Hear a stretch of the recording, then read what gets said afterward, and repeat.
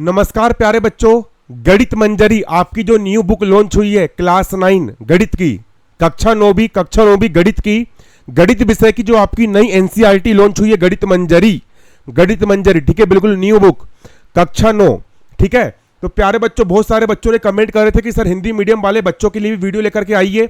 तो प्यारे बच्चों, आप यहां पर देख सकते हो हिंदी मीडियम के लिए स्पेशल क्लास। आज हम पढ़ने वाले अध्याय 2 प्रश्नावली 2.1, ठीक है। इसके आपके प्रश्न देखिए प्यारे बच्चों, सिर्फ यहां पर लैंग्वेज चेंज रहती है। इंग्लिश मीडियम वाली बुक में इंग्लिश रहेगी और हिंदी मीडियम वाली बुक में हिंदी रहेगी, बाकी प्रश्न पूरे जैसे के वैसे रहेंगे। तो आज की इस वीडियो में हम क्या पढ़ने वाले हैं, प्रश्नावली 2.1 तक हम पूरा सोल्व करने वाले हैं। प्रश्नावली 2.1 के पहले जितने भी आपके उदाहरण हैं, ठीक है, वो सारे के सारे उदाहरण, और यहां पर आप देख सकते हो पूरा फुल अनुवाद यहां पर मैं लेकर के आ गया हूं। आप यहां पर देख सकते हो, पूरे उदाहरण का यहां पर अनुवाद लेकर के आ गया है।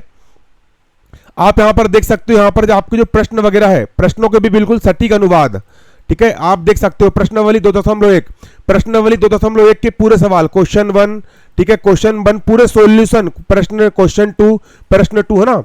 तो प्रश्नावली 2.1 तक का आपको किताब खोलने की भी जरूरत नहीं है भाई। आपकी जो गणित मंजरी की जो ओरिजिनल बुक है, उसी ओरिजिनल बुक से आपके जो अमन भैया है, मेरा नाम अमन साहू है, अमन भैया ने पूरा अनुवाद लेकर के आ गए। प्यारे बच्चों, आप देख सकते हो कक्षा 9 क्लास 9 की स्पेशल गणित मंजरी वाले बच्चों के लिए यहां पर ये वीडियो है प्यारे बच्चों।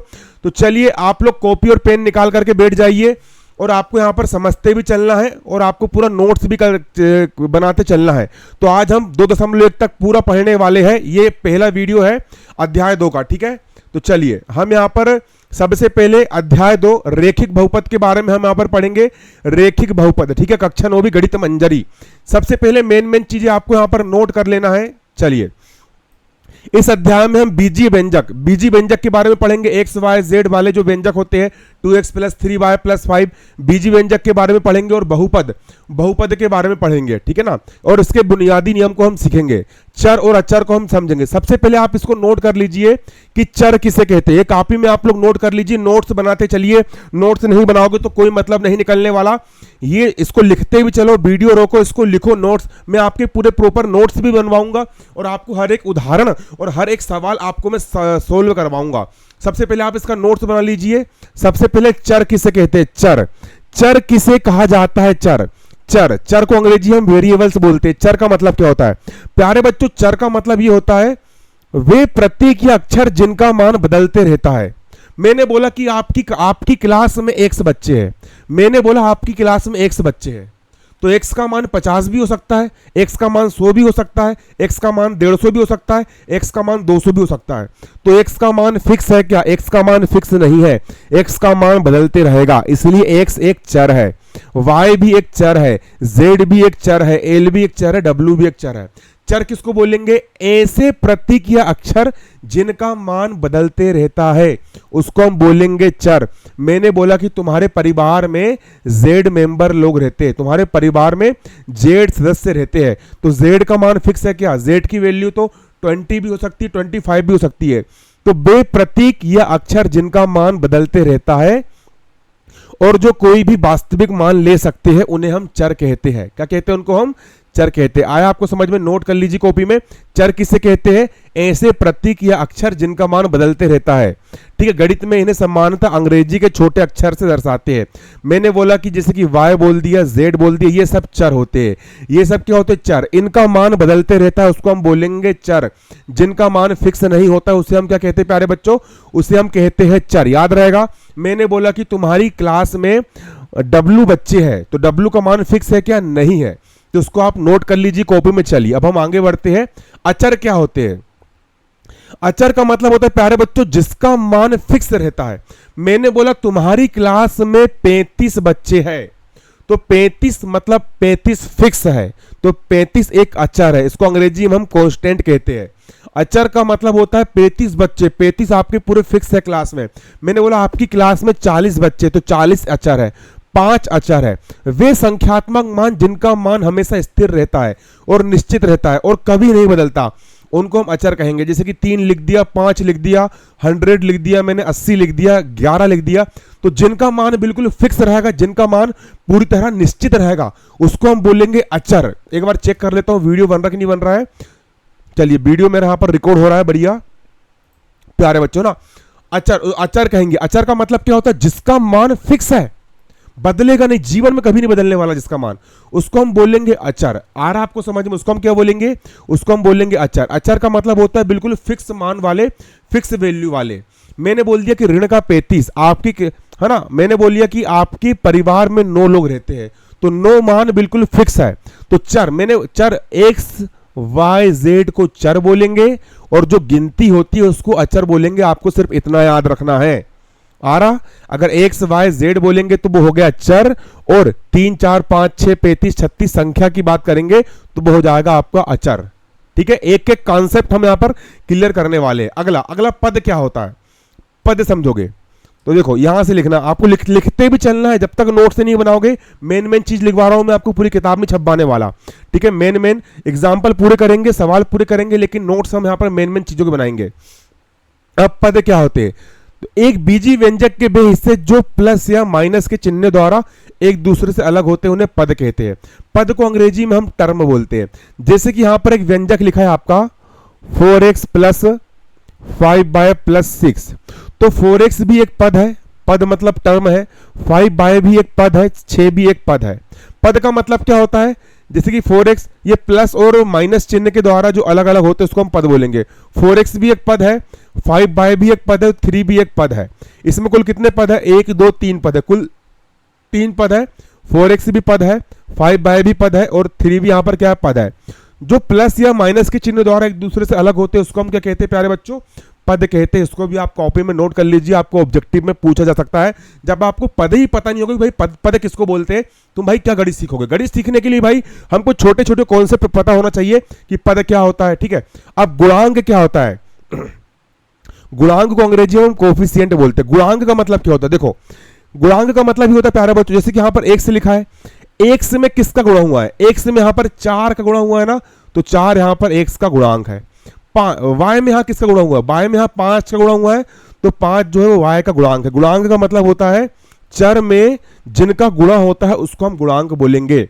जैसे कि मैंने बोला 4z, z में 4, यहां पर z का गुणांक क्या है? यहां पर z का गुणांक 4 है। क्यों? क्योंकि भाई चर में जिसका गुणा होता है उसी को हम गुणांक कहते हैं। तो गुणांक समझ में आ गया आपको। अब गुणांक की परिभाषा क्या होती है, चलिए भी आप देख लीजिए। ये होती है गुणांक की परिभाषा, ये भी समझ लीजिए गुणांक की परिभाषा क्या होती है।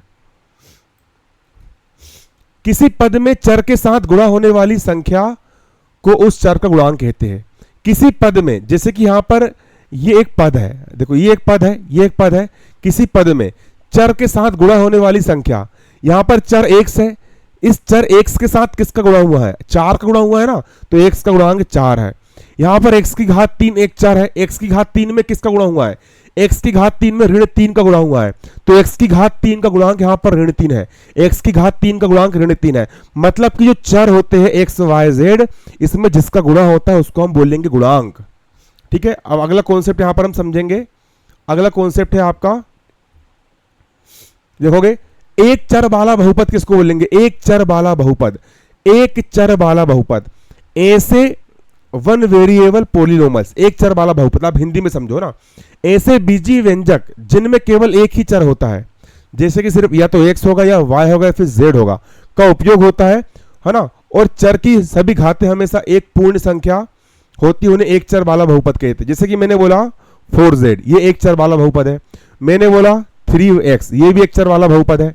मैंने बोला 4y, ये भी एक चर वाला बहुपद है ना। अब मैंने बोला आपको यहां पर क्या, मैंने आपको बोला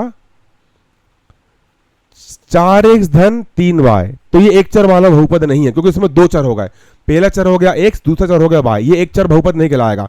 एक चर वाला बहुपद का मतलब होता है सिर्फ एक ही चर होना। जैसे मैंने बोला 4z, तो ये एक चर वाला बहुपद कहलाएगा। मैंने बोला 3y, तो ये सिर्फ एक चर वाला बहुपद कहलाएगा। ठीक है, आया कॉन्सेप्ट समझना है आपको, मेन कॉन्सेप्ट। ठीक है, एक एक चीज समझेंगे यहां पर हम बारीकी से। अगला टॉपिक है प्यारे बच्चों आपका यहां पर, बहुपद की घात क्या होती है? बहुपद की घात, तो किसी बहुपद में चर की जो सबसे अधिकतम घात होती है उसे पूरे बहुपद की घात कहते हैं। बहुपद की घात क्या होती है, पेपर में प्रश्न आते हैं, जैसे कि यहां पर आपका एक बहुपद लिखा है, इसमें बहुपद की घात क्या होगी, तो इसमें चर क्या है, इसमें y चर है, तो y की सबसे बड़ी घात यहां पर 3 है ना, तो बहुपद की देखो यहां पर चर y है, तो यहां पर चर y है, और y की सबसे बड़ी पावर, सबसे बड़ी घात यहां पर 3 है, y की सबसे बड़ी घात यहां पर 3 है, इसलिए बहुपद की घात यहां पर क्या होगी, 3 होगी। ये आप देख सकते हो यहां पर, ये यहां पर आपका जो बहुपद लिखा है, यहां पर जो आपको बहुपद लिखा है ये वाला बहुपद, इस बहुपद की सबसे बड़ी घात यहां पर 3 है ना, है चर की घात 3। अब बताना यहां पर मैंने लिखा y की घात y प्लस y की घात 5 प्लस 6, इसमें बहुपद की घात क्या होगी, तो यहां पर y की सबसे बड़ी घात 5 है, तो इसमें बहुपद की घात 5 होगी, इसका आंसर 5 होगा। अब अगला लास्ट कॉन्सेप्ट आपका ये, इतना बस नोट करना है, बस इतना नोट कर लीजिए, आप नोट्स बना लीजिए, आपको पूरी पूरी पढ़ाई जाएगी। बस भाई मेरी एक ही शर्त रहेगी, भाई मैं तुमसे 1 रुपया नहीं मांग रहा हूँ, तुमसे मैं कुछ चार्ज नहीं कर रहा हूँ भाई, तुमको पूरा पढ़ाऊंगा भाई, है ना, मैं प्रोफेशनल गवर्नमेंट टीचर भी हूँ और आपके लिए फुल बनाऊंगा। बस भाई मेरी एक ही शर्त है भाई कि भाई वीडियो में लाइक भर भर के आना चाहिए, और भाई वीडियो लपक के शेयर होना चाहिए, तुम्हारे क्लास के हर बच्चे को शेयर होना चाहिए, और भाई मैं ज़्यादा नहीं मांग रहा हूँ कि मुझे सिर्फ हर वीडियो में आप लोग सिर्फ 500 व्यू दे दो। अगर हर वीडियो में मेरे 500 व्यूज़ आने लगे, तुम्हारी गणित मंजरी पूरी हिंदी मीडियम में पढ़ा के खत्म कर दूंगा, तुम्हारी उसके बाद RS अग्रवाल बोलोगे, RS अग्रवाल भी पूरी पढ़ा के खत्म कर दूंगा भाई, कक्षा 9 भी क्लास 9 की, तुमको विज्ञान भी पूरी पढ़ा के खत्म कर दूंगा भाई। बस ज़्यादा नहीं मांग रहा हूँ, मुझे सिर्फ 500 व्यूज़ चाहिए भाई, और लाइक चाहिए भाई, और भर भर के कमेंट चाहिए भाई। बस लाइक करना, कमेंट करना और ये करना भाई, ये तुम्हारी गुरु दक्षिणा होगी। और वीडियो को भाई पूरे क्लास के हर एक बच्चों तक शेयर करना और बोलना कि अमन सर के वीडियो देखो। तुम जितने मेरे वीडियो देखोगे, मेरे वीडियो में जितने व्यूज आएंगे भाई, मेरे को उतना मोटिवेशन मिलेगा तुम लोग को पढ़ाने के लिए। ठीक है भाई, चलिए अब देखो रेखिक बहुपद किसे कहते हैं, वेरी इंपॉर्टेंट, आपको पेपर पूछ लेगा कि रेखिक बहुपद क्या होता है। रेखिक बहुपद, रेखिक बहुपद ऐसा बहुपद जिसकी अधिकतम घात 1 होती है, रेखिक बहुपद कहलाते हैं। ये रेखिक बहुपद है, यहां पर z की पावर कुछ नहीं है, मतलब 1 है, तो इसको हम बोलेंगे रेखिक बहुपद। इसको हम क्या बोलेंगे, रेखिक बहुपद, रेखिक बहुपद। ठीक है, जैसे कि मैंने बोला x प्लस 1, ये भी एक रेखिक बहुपद है क्योंकि यहां पर x की पावर 1 है। मैंने बोला y प्लस 2, ये भी रेखिक बहुपद है। अगला आप देखोगे, अगला बोल रहे हैं यहां पर द्विघात बहुपद, ये गलत लिखा है, आप इसको ऐसे लिख देना द्विघाती बहुपद, द्विघाती बहुपद, द्विघाती बहुपद। द्विघाती बहुपद क्या होता है, ऐसा बहुपद जिसमें चर की घात 2 होती है, ऐसा बहुपद जिसकी घात 2 होती है। ये बहुपद देखोगे यहां पर x की घात 2 है ना, इसलिए इसको हम द्विघाती बहुपद बोलेंगे। फिर से द्विघाती बहुपद किसको बोलेंगे, ऐसा बहुपद जिसकी घात 2 होती है, ऐसा बहुपद जिसकी घात 2 होती है उसको हम द्विघाती बहुपद बोलेंगे। द्विघाती बहुपद किसको बोलेंगे, फिर से समझो, द्विघाती बहुपद क्या होता है, ऐसा बहुपद जिसकी घात 2 होती है, ऐसा बहुपद जिसमें चर की घात 2 होती है उसको हम द्विघाती बहुपद कहेंगे। आया कि नहीं आया समझ में, फिर से द्विघाती बहुपद क्या होता है, ऐसा बहुपद जिसमें चर की घात 2 होती है, इसे हम द्विघाती बहुपद कहते हैं। ऐसा बहुपद जिसमें चर की घात 2 होती है उसे हम क्या कहते हैं, द्विघाती बहुपद कहते हैं। ठीक, अब त्रिघाती बहुपद क्या होता है, त्रिघाती बहुपद समझ लोगे, त्रि का मतलब होता है 3, ऐसा बहुपद जिसमें चर की घात 3 होती है। यहां पर आप देखोगे y की घात यहां पर 3 है, मैंने बोला 5y की घात 3 धन y, तो ये भी एक त्रिघाती बहुपद कहलाएगा। क्यों, क्योंकि भाई इसमें y की घात 3 है, इसको हम बोलेंगे त्रिघाती बहुपद। इतना इजी है आपका। ठीक है, चलिए अगले पन्ने पर आते हैं नोट्स के। चलो अब अचर बहुपद किसे कहते हैं, अचर बहुपद भी समझ लोगे।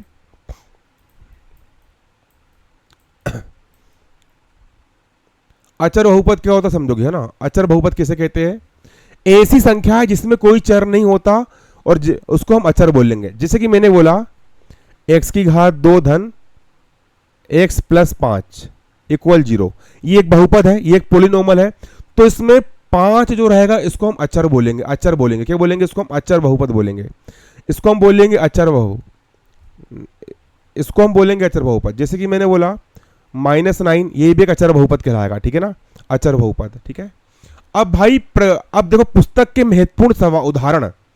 ठीक है, कट टू कट अनुवाद, कट टू कट अनुवाद और पूरा हल। आपका उदाहरण नंबर 1 क्या बोल रहे हैं यहाँ पे समझोगे। चलो उदाहरण नंबर 1 क्या बोल रहे हैं यहाँ पर समझोगे। उदाहरण number 1, example number 1, example number 1 यहां पर हम सोल्व करने वाले हैं उदाहरण 1। चलिए उदाहरण 1 पर यहां पर हम आ जाते हैं।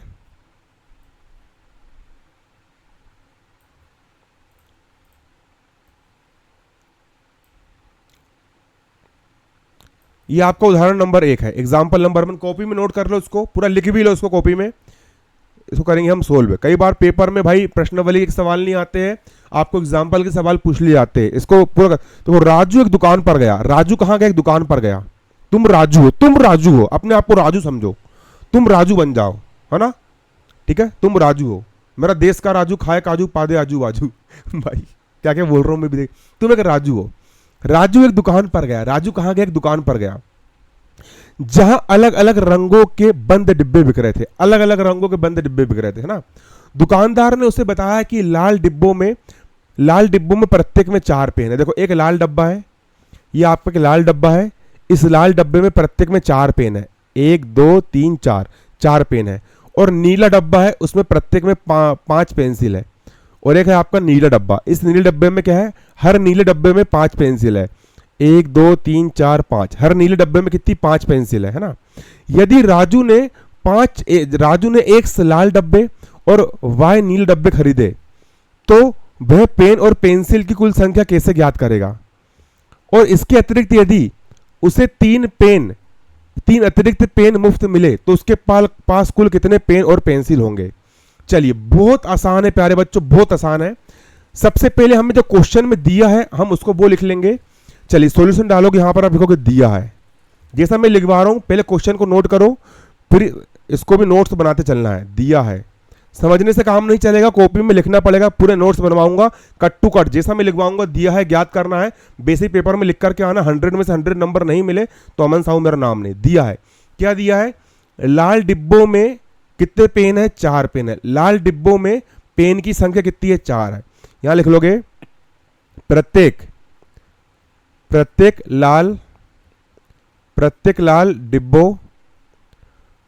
लाल डिब्बों में पेन की संख्या,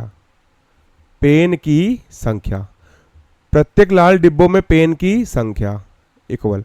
बताओ, प्रत्येक लाल डिब्बे में, हर एक लाल डब्बे में पेन की संख्या कितनी है?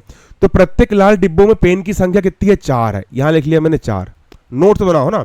और नीले डिब्बों में कितनी पेंसिल है? 5 पेंसिल है। और नीचे लिख लोगे प्रत्येक नीले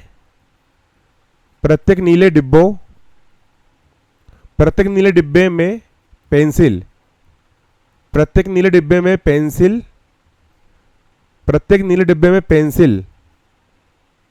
पेंसिल की संख्या।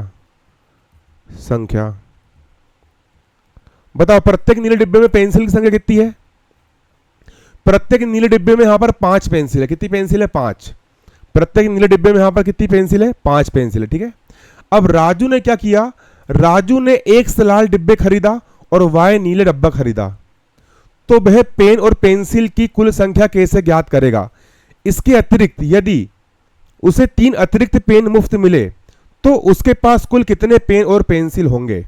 चलिए, बहुत आसान है, बहुत इजी है। अब प्रश्नानुसार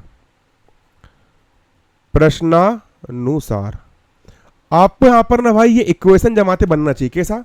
देखो, राजू ने कितने लाल डब्बा खरीदा? राजू ने X लाल डब्बा खरीदा। कितने लाल डब्बे खरीदा? X लाल डब्बे, है ना? प्रश्नानुसार राजू के पास, किसके पास? राजू के पास पेन पेंसिल पेन और पेंसिल की कुल संख्या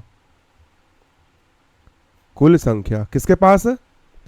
राजू के पास भैया पेन पेंसिल की कुल संख्या क्या हो जाएगी? देखो, राजू ने लाल डब्बे कितने खरीदा? यहां देखोगे, राजू ने लाल डब्बे कितने खरीदे? राजू ने X लाल डब्बे खरीदा। कितने लाल डब्बे? X लाल। तो लाल डब्बे कितने हो गए?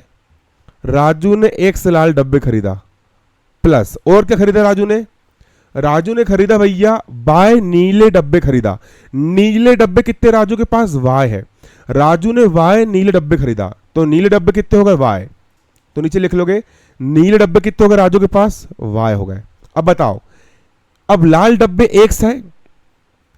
एक लाल डिब्बे में कितने पेन है? 4 पेन है। एक लाल डिब्बे में कितने पेन है? 4 पेन है। एक लाल डिब्बे में 4 पेन है, तो X लाल डिब्बे में कितने पेन हो जाएंगे? 4X पेन हो जाएंगे। आया समझ में? अरे एक लाल डिब्बे में 4 पेन है तो एक लाल डिब्बे में 4x पेन हो जाएंगे। उसी प्रकार एक नीले डिब्बे में कितनी पेंसिल है? 5 पेंसिल है। एक नीले डिब्बे में कितनी पेंसिल है? 5 पेंसिल है। जब एक नीले डिब्बे में 5 पेंसिल है तो y नीले डिब्बे में कितनी पेंसिल हो जाएगी? 5 इंटू वाई पेंसिल हो जाएगी। जब एक नीले डिब्बे में 5 पेंसिल है तो y नीले डिब्बे में कितनी पेंसिल हो जाएगी? 5y पेंसिल हो जाएगी। ठीक, इसके बाद उसको अलग से क्या मिला है? यदि 3 उसको अतिरिक्त पेन मुफ्त मिले, 3 उसको अलग से मुफ्त मिले, 3 उसको अलग से मिले हैं, 3 अलग से मिले हैं, तो इसमें मैंने कर दी यहां पर 3 प्लस, तो राजू के पास पेन पेंसिल की कुल संख्या यहां पर ये हो जाएगी। ये हो गया आपका आंसर। इस तरीके से यहां पर हम बहुपद जमा सकते हैं। ठीक है, इसको आप नोट कर लीजिए, नोट्स बना लीजिए। ये हो गया आपका फर्स्ट एग्जाम्पल। इस तरीके से हम यहां पर बहुपद बना सकते हैं। चलिए, है ना। अब हम दूसरा एग्जाम्पल पढ़ेंगे इसका हम। चलो,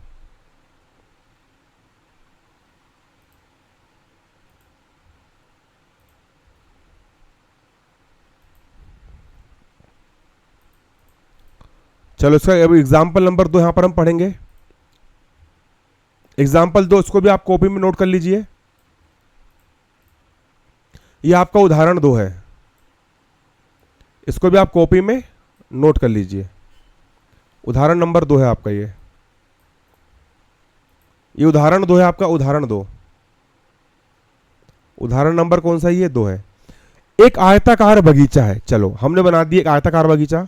आयत, आयत किसको बोलते हैं? 4 भुजाओं से मिलकर बनी आकृति आयत कहलाती है। ठीक है, आयत, आयत का प्रत्येक कोण 90 डिग्री का होता है, आमने सामने की भुजाएं बराबर होती है, उसको हम आयत बोलते हैं। एक आयताकार बगीचा है। चलो, ये हो गया आपका आयताकार बगीचा। ये ऐसा, ये ऐसा, ये ऐसा, ये बन गया आयताकार आपका गार्डन, एक बगीचा, है ना, जिसकी लंबाई L मीटर है। लंबाई कितनी? L मीटर है। लंबाई मतलब यहां से लेकर यहां तक की जो लंबाई है ये हो गई आपकी L मीटर, और चौड़ाई W मीटर है। चौड़ाई कितनी है? W metre. चौड़ाई यहां से लेकर यहां तक चौड़ाई हो गई आपकी से कितनी? W मीटर हो गई। W थोड़ा अच्छे से बनाता हूं मैं। चौड़ाई हो गई कितनी आपकी? W मीटर इसकी चौड़ाई हो गई। उसे घेरना मतलब बाण लगाना है और सजाना है। घेरना, घेरना मतलब इसके चारों तरफ हमको एक बाउंड्री बनाना है, बाण लगाना है और सजाना और उसकी सजावट करना है। ठीक है, लंबाई के अनुदिश तार की बाण लगाने की लागत 100 रुपए प्रति मीटर है। अब देखो, समझोगे, अगर हम 100 रुपए प्रति मीटर का मतलब होता है यदि हम 1 मीटर बाण लगाएंगे तो 100 रुपया का खर्चा आएगा। भैया हम 1 मीटर बाण लगाएंगे, प्रति मीटर का मतलब होता है, समझो कि 1 मीटर अगर हम यहां पर बाउंड्री बिछाएंगे, बाण लगाएंगे तो 100 रुपया का खर्चा आएगा। ठीक है, ये है आपकी लंबाई के अनुदिश, मतलब ये लंबाई के अनुदिश, ये लंबाई के अनुदिश, है ना। और चौड़ाई के अनुदिश, ये चौड़ाई, ऐसी चौड़ाई, चौड़ाई के अनुदिश अगर हम लकड़ी की बाण लगाते हैं तो 80 रुपए प्रति मीटर है। 80 रुपए प्रति मीटर है। अब देखो, हम चौड़ाई के अनुदिश मतलब कि ये चौड़ाई के अनुदिश अगर हम बाण लगाएंगे, ऐसी बाण और ऐसी बाण लगाएंगे तो कितने रुपए खर्चा आ रहा भैया? 80 रुपए प्रति मीटर का खर्चा है। अब पूरे बगीचे में बीज बोए जाने हैं। अब पूरे बगीचे में हमको क्या बोना है? बीज बोना है। ये जो पूरा गार्डन है आपका, जो पूरा बगीचा है, इस पूरे बगीचे के अंदर हमको क्या बोना है भैया? बीज बोना है, जिनकी लागत 50 रुपए प्रति वर्ग मीटर होगी। मतलब 1 वर्ग मीटर जगह में बीज बोने का खर्चा 50 रुपए है। तो बगीचा तैयार करने में कुल कितनी लागत आएगी? मतलब इस बगीचे को तैयार करने में कुल कितने रुपए का खर्चा आएगा? ठीक है, बहुत आसान सवाल है, बहुत इजी सवाल है। चलिए, इसको हम करेंगे सोल्व। सबसे पहले यहां पर आप डालोगे हल, यहां डालोगे आप हल, शुद्ध हिंदी भाई, है ना। हल डालकर आप लिखोगे यहां पर दिया है, दिया है। क्या दिया बताओ मुझे? क्वेश्चन लिख लो पहले कॉपी में। बगीचे की लंबाई कितने मीटर है? L मीटर है। यहां लिख लोगे दिया है बगीचा की लंबाई, बगीचे की लंबाई, बगीचे की लंबाई कितनी है? बगीचे की लंबाई है भैया आपकी L मीटर है, L मीटर। बगीचे की लंबाई हो गई आपकी L मीटर। ठीक है ना। अब देखो, अब लंबाई के अनुदिश बाण लगाने की लागत कितनी है? 100 रुपए प्रति मीटर है। लंबाई, इस लंबाई के अनुदिश बाण लगाने की लागत है 100 रुपए प्रति मीटर, है ना। यहां लिखोगे लंबाई, लंबाई के अनुदिश, लंबाई के अनुदिश बाण, बाण लगाने, लंबाई के अनुदिश बाण लगाने की लागत। बताओ लंबाई के अनुदिश बाण लगाने की लागत कितनी है? तो भैया लंबाई के अनुदिश बाण लगाने की लागत है 100 रुपए। कितनी है? 100 रुपए। कितनी है? 100 रुपए प्रति मीटर। अब बताओ लंबाई के अनुदिश बाण लगाने की लागत 100 रुपए प्रति मीटर है। अब यहां पर आप एक विशेष चीज समझने वाले हो, जो ये समझ गया वो गणित में खेल खेल जाएगा। जो बच्चा ये समझ गया वो गणित पूरा खेल खेल लेगा। यही चीज आपको गणित में समझ में आना चाहिए।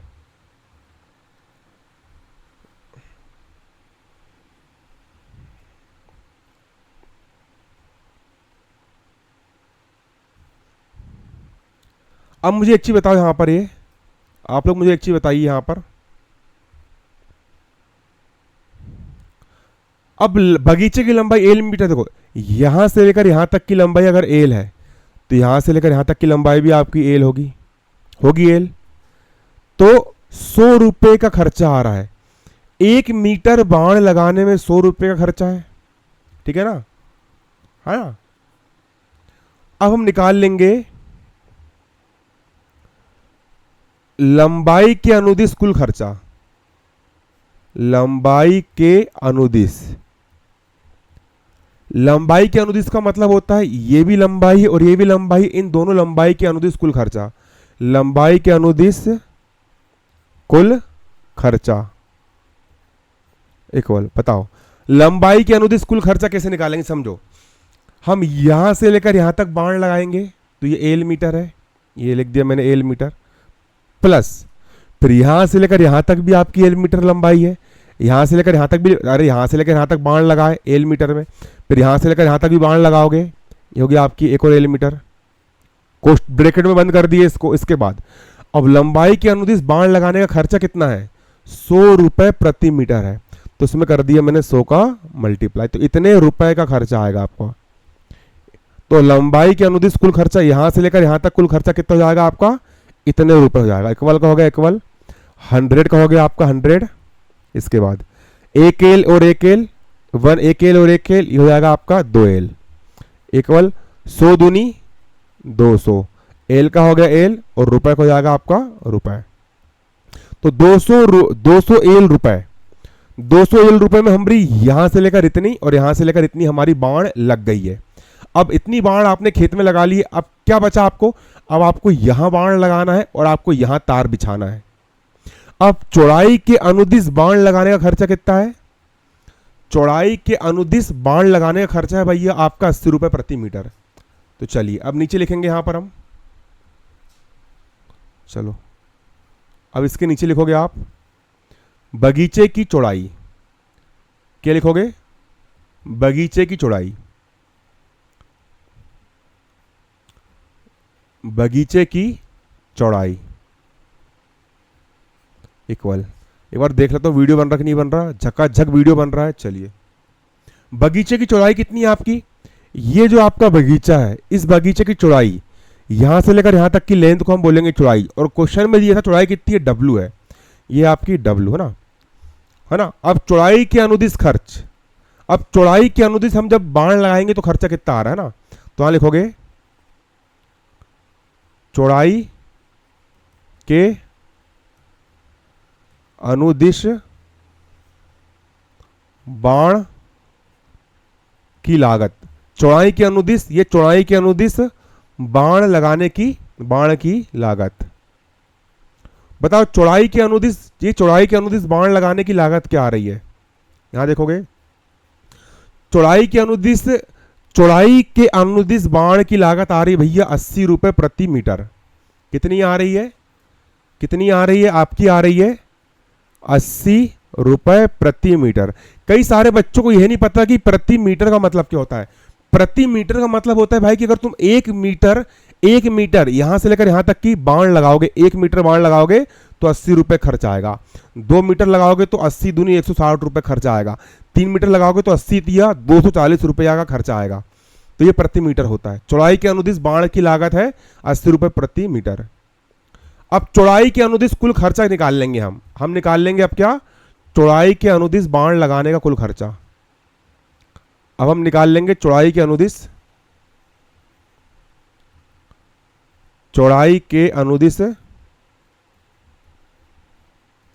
चौड़ाई के अनुदिश मतलब ये भी चौड़ाई है और ये भी चौड़ाई, चौड़ाई के अनुदिश बाण लगाने, लिखते भी चलो, का कुल खर्च। पहले समझो फिर लिखो।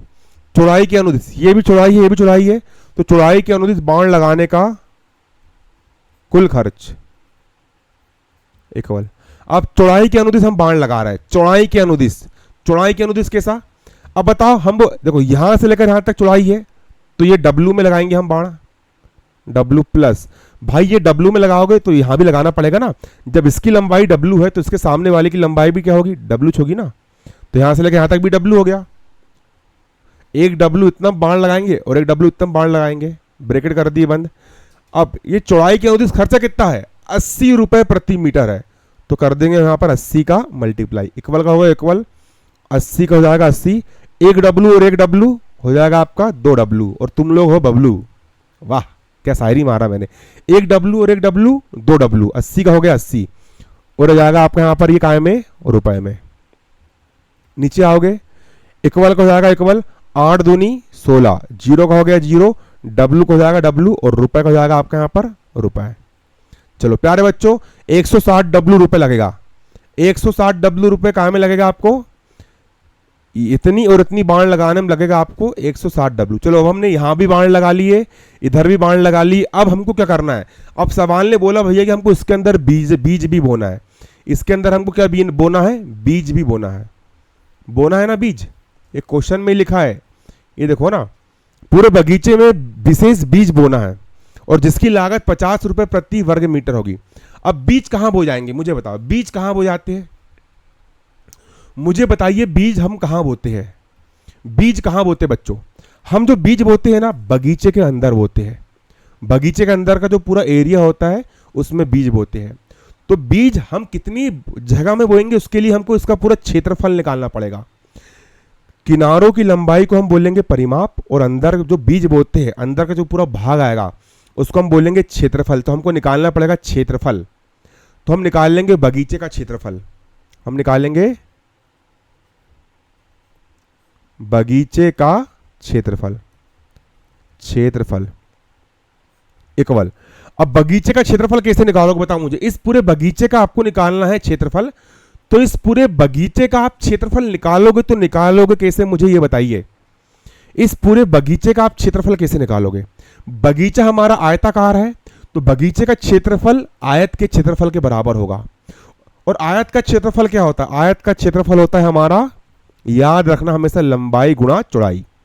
आयत का क्षेत्रफल क्या होता है हमारा, लंबाई गुणा चौड़ाई होता है। इक्वल का हो गया इक्वल, लंबाई कितनी है, लंबाई आपकी है L और चौड़ाई कितनी है, चौड़ाई आपकी W है, ये हो गया W। तो बगीचे का क्षेत्रफल निकल गया L multiply W metre square. Metre क्षेत्रफल हमेशा वर्ग मीटर में लिखा जाता है, हमेशा याद रख लेना। गणित की भाषा में क्षेत्रफल हमेशा वर्ग मीटर के रूप में ही लिखा जाता है प्यारे बच्चों। जब भी आप क्षेत्रफल निकालोगे क्षेत्रफल हमेशा कैसे लिखा जाता है, वर्ग मीटर के रूप में ही लिखा जाता है क्षेत्रफल।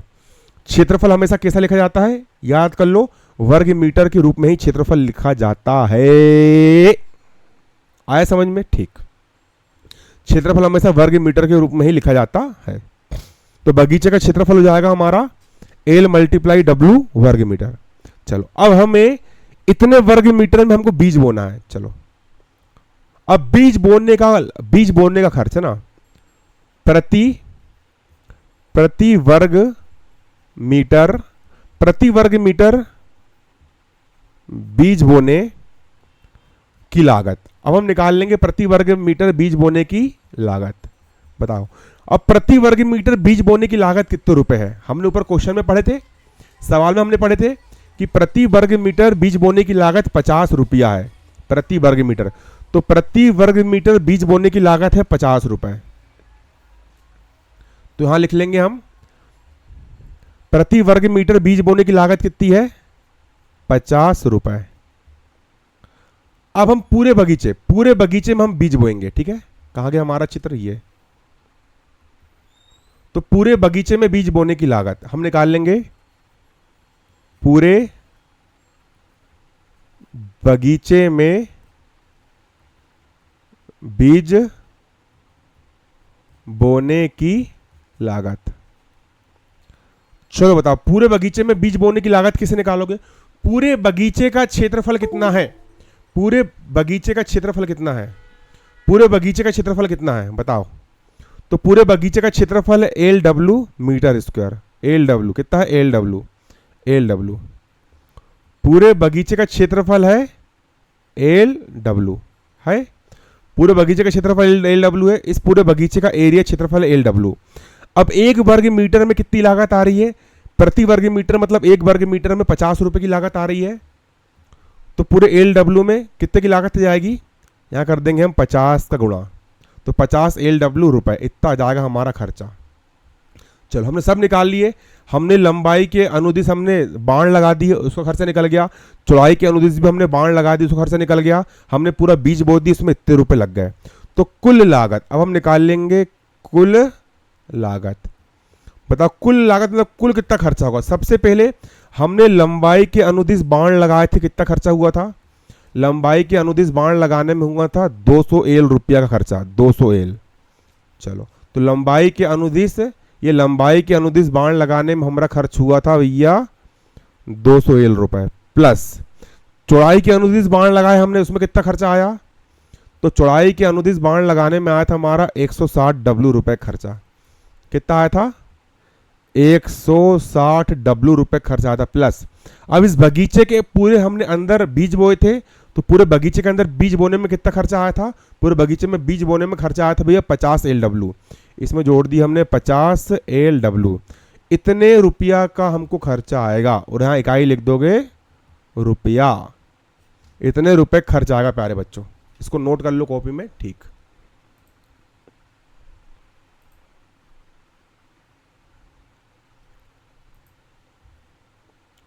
चलिए अभी लास्ट एग्जांपल, इसके बाद फिर हम एक्सरसाइज करेंगे।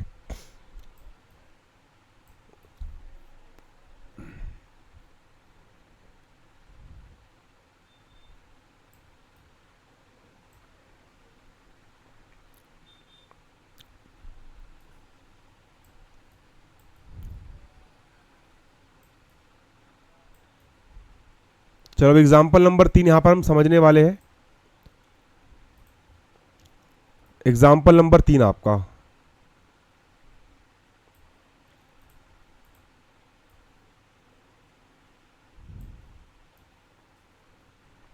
चलिए उदाहरण 3 यहां पर हम समझने वाले। उदाहरण 3 कॉपी में नोट कर लीजिए आप, उदाहरण 3, ठीक। वीडियो बन रखने के बाद चेक कर लेता हूं। मस्त रिकॉर्डिंग हो रही है, 38 मिनट हो गया पढ़ाते पढ़ाते। चलिए कोई बात नहीं। चलो उदाहरण 20 सेंटीमीटर लंबे तार को, अब 20 सेंटीमीटर लंबा तार है, ठीक भैया। ये हो गया हमारा 20 सेंटीमीटर लंबा तार। अलग अलग तरीके से मोड़कर आयत बनाए जाते हैं। अब इसको हम तार को मोड़ करके आयत मतलब ऐसा एक डब्बा हम बना रहे हैं, है ना। उदाहरण के लिए हमारे पास 7 सेंटीमीटर लंबाई और 3 सेंटीमीटर चौड़ाई का आयत हो सकता है,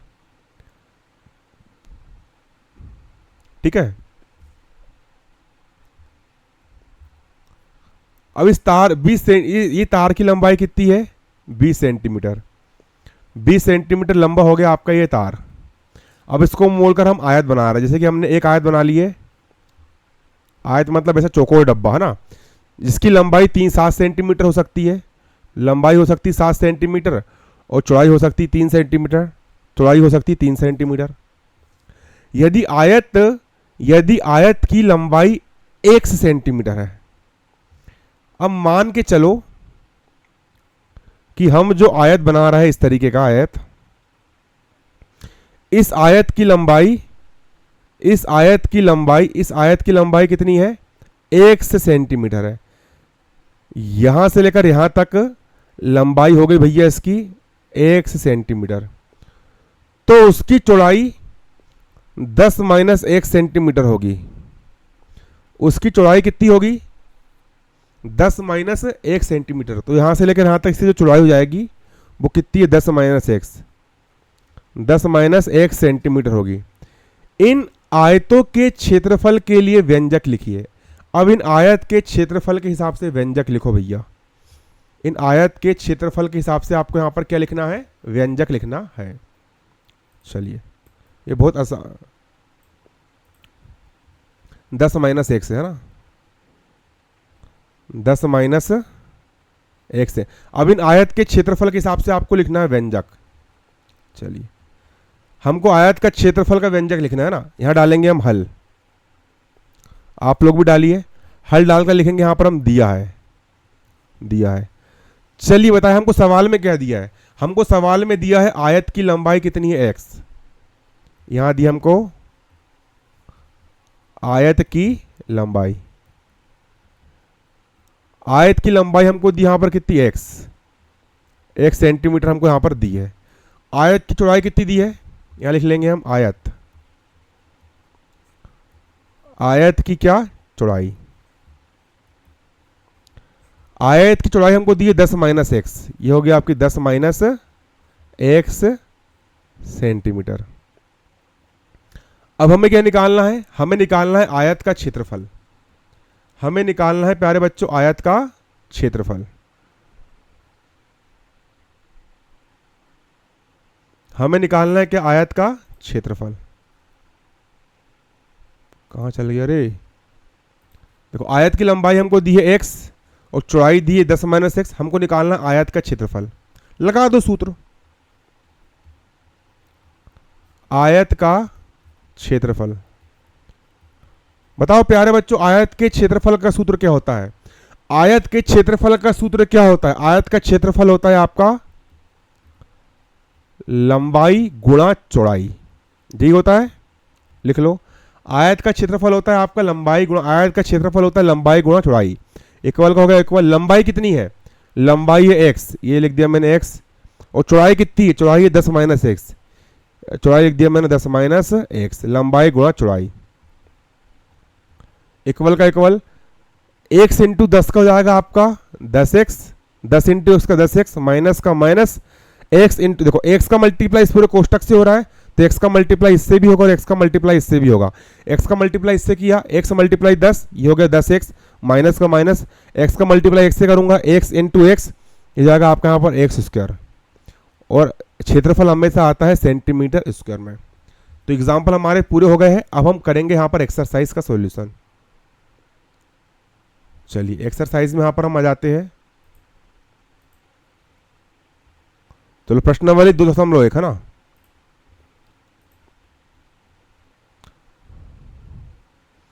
चलो, प्रश्नावली 2.1, चलो क्वेश्चन लिख लीजिए। प्रश्नावली 2.1 का पहला प्रश्न बोल रहा है निम्नलिखित बहुपदों की घात लिखिए। निम्नलिखित बहुपदों की घात लिख लिए। अब इस बहुपद की घात क्या होगी? मैंने बताया हूं इसमें चर x है, x यहां पर चर है, और x की घात कितनी है? x की घात कितनी बताओ मुझे, x की घात कितनी है? इस बहुपद में चर क्या है? इस बहुपद में चर यहां पर x है, x की घात यहां पर 2 है, यहां चर x की सबसे बड़ी घात 2 है, तो बहुपद की घात हो जाएगी यहां पर 2। तो यहां पर बहुपद की घात हो जाएगी आपकी 2, ये हो जाएगा आपका आंसर। बहुपद की घात हो जाएगी 2, तो घात लिख दोगे आप यहां पर 2 आंसर। ठीक, इसके बाद अब इसमें बहुपद की घात क्या होगी? तो इसमें चर यहां पर y है और y की सबसे बड़ी घात यहां पर 3 है। यहां पर चर y है और y की सबसे बड़ी घात 3 है, इसलिए बहुपद की घात भी हो जाएगी 3। बहुपद की घात हो जाएगी 3। अब बताओ -9 में बहुपद की घात क्या होगी? -9 में बहुपद की घात क्या होगी? भाई -9 में चर है क्या? -9 में चर है ही नहीं। जब इसमें चर है ही नहीं, तो जब इसमें चर है ही नहीं भाई, तो इसमें बहुपद की घात 0 होगी। अगर यहां पर आपको पूछता -9x में बहुपद की घात क्या होगी, तो इसमें चर x है, तो x की घात यहां पर, बहन की चूत इसकी, -9 में बहुपद की घात, -9x में बहुपद की घात पूछता, तो यहां पर चर x है, यहां पर x की घात 1 है, तो इसमें बहुपद की घात 1 होती।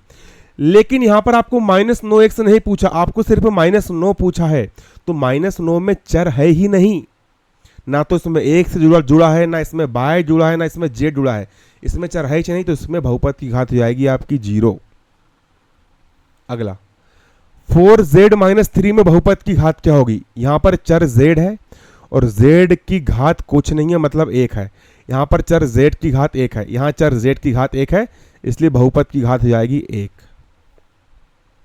चलो अब आपको पूछा है एक घात वाला बहुपद लिखो, दो घात वाला बहुपद लिखो और तीन घात वाला बहुपद। एक घात वाला बहुपद ये हो गया आपका x + 5, ये एक घात वाला बहुपद हो गया एक घात वाला बहुपद।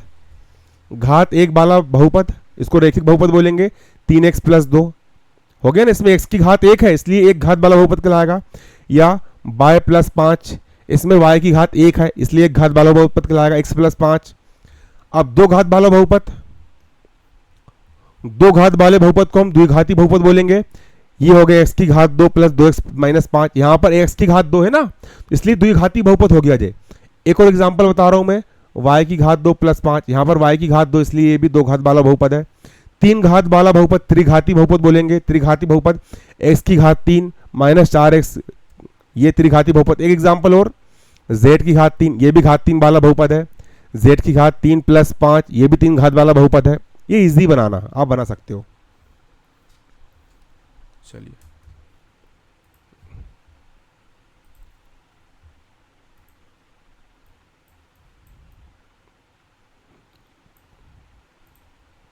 चलो अगला प्रश्न आपके यहां पर क्या है, क्वेश्चन नंबर 3।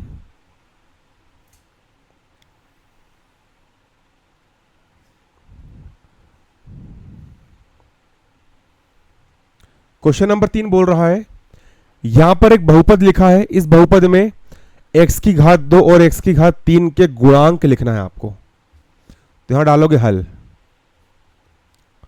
हल डालकर लिखोगे, यहां पर दिया है हमें क्या दिया प्यारे बच्चों, हमको बहुपद दिया है, यहां लिखोगे बहुपद।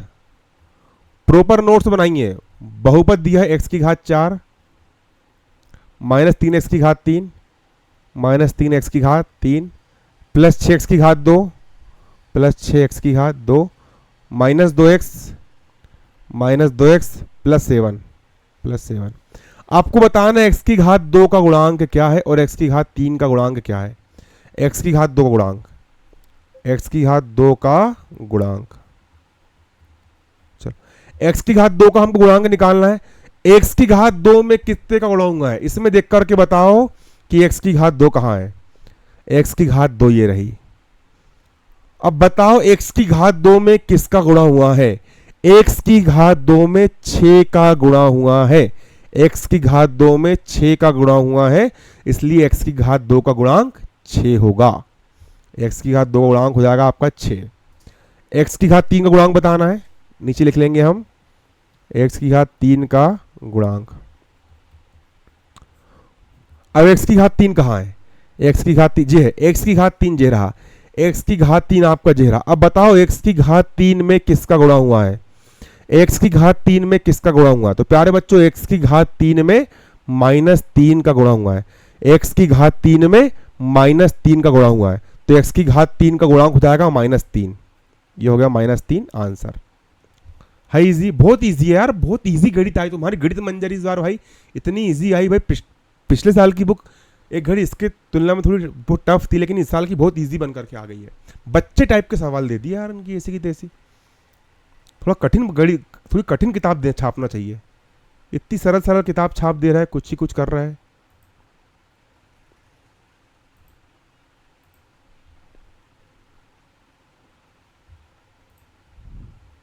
चलो अब आपको क्वेश्चन नंबर 4,